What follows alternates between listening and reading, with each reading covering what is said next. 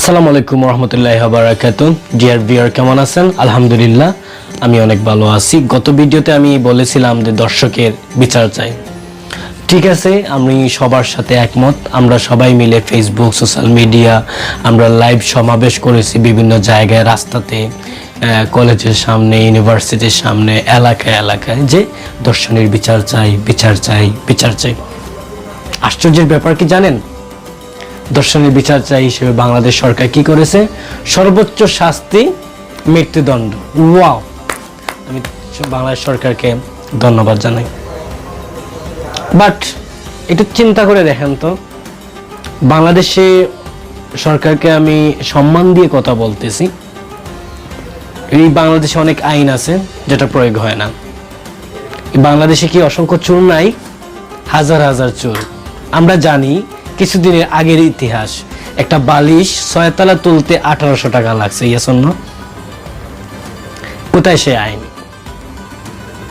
আমরা জানি একজন ঘুষখোরকে কি ধরনের আইন প্রয়োগ করা হয়, বাট এখনো সচরাচর 24 ঘন্টায় যদি প্রতিনিয়তই ঘুষ চলতেছে, দিনে, রাতের আধারে, অফিসে, কলকারখানার প্রত্যেকটা সেক্টরে। কি প্রয়োগ হয়েছে? আজকে আমরা দর্শনের শাস্তি দিয়ে দিলাম, যে সর্বোচ্চ শাস্তি মৃত্যুদণ্ড। তো কি হলো রেজাল্ট? আজকে যারা ছেলেদের পক্ষে যদি আমি কথা বলি, এতদিন মেয়েদের পক্ষে কথা বলেছিলাম, আমি পক্ষ বা বিপক্ষে কোনো কথা বলতে চাই না, আমরা একজন আলোচক হিসেবে। এখন মেয়েরা স্বাধীন চেতা, চাইলে যে কোনো সময় যে কোনো স্টেপ নিতে পারে।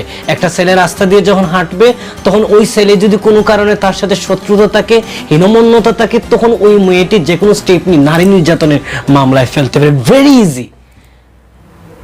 আপনি একটা গ্রাম, আপনি একটা এলাকা, আপনি একটা মহল্লায় যদি পরিসংখ্যান নেন, 99.9% কোনো না কোনো ভাবে সংসারের প্রবলেম আছে।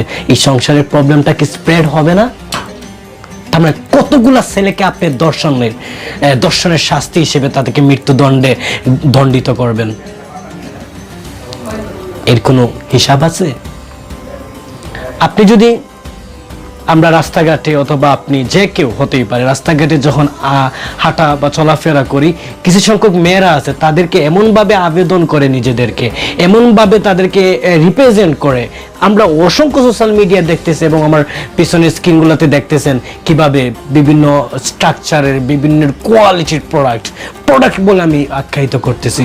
আসলে আমি কোন ভাষা বলে আখ্যায়িত করবো আমি নিজেই বুঝে উঠতে পারতেছি না। ওদের দিকে তাকাইলে কি আমার মৃত্যুদণ্ড? এটাই কি বিচার? আমি জানি না এটাই কি বিচার। এই বাংলার মাটিতে আদৌ কি বিচার হবে আমি তা জানি না। আমি জানি না, বা আমরা জানি না কতগুলা মানুষের বিচার হবে, এবং যদি সত্যিকার অর্থে প্রয়োগ হয়, আমি আবারও 100% বলতে চাচ্ছি, আমি কনফিডেন্স নিয়ে বলতে চাচ্ছি যে আপনার সংসারে আপনার প্রথম যে ছেলেটা আছে, বড় সন্তান, আপনার যে হাজবেন্ড আছে, তারই প্রথম অবস্থায় মৃত্যুদণ্ড হবে। আপনি কি চান আপনার পরিবারের সব ছেলেদের মৃত্যুদণ্ড হোক? আমি আপনার বাংলাদেশ সরকারকে একটাই কথা বলতে চাই, প্র্যাকটিক্যালি কোনো বিচার মাঠে নিয়ে আসা হোক। আমরা গত ভিডিওতে বলেছিলাম প্রত্যেকটা জায়গাতে প্রকাশ্যে তাদেরকে বিচার করা হোক, সঠিক প্রমাণ, সঠিক দলিল প্রমাণের ভিত্তিতে। আমি আইনকে সম্মান রেখে কথা বলতেছি। একটা শাস্তি প্রকাশ্যে দেন, জনসম্মুখে, সকল সোশ্যাল মিডিয়াকে দেখিয়ে দেন, সকল সোশ্যাল মিডিয়ার মাধ্যমে লাইভ প্রোগ্রাম করা হোক, এবং সারা বাংলাদেশের প্রত্যেকটা মানুষকে দেখিয়ে দেওয়া হোক যে দর্শনের শাস্তি কতটুকু গুরুতর হতে পারে। আবারও দেখা হবে নতুন কোনো এপিসোডে। সেই পর্যন্ত ভালো থাকবেন। সবার সুস্বাস্থ্য কামনা করে বিদায় নিতেছি। আসসালামু আলাইকুম রহমতুল্লাহি ওয়া বারাকাতুহু।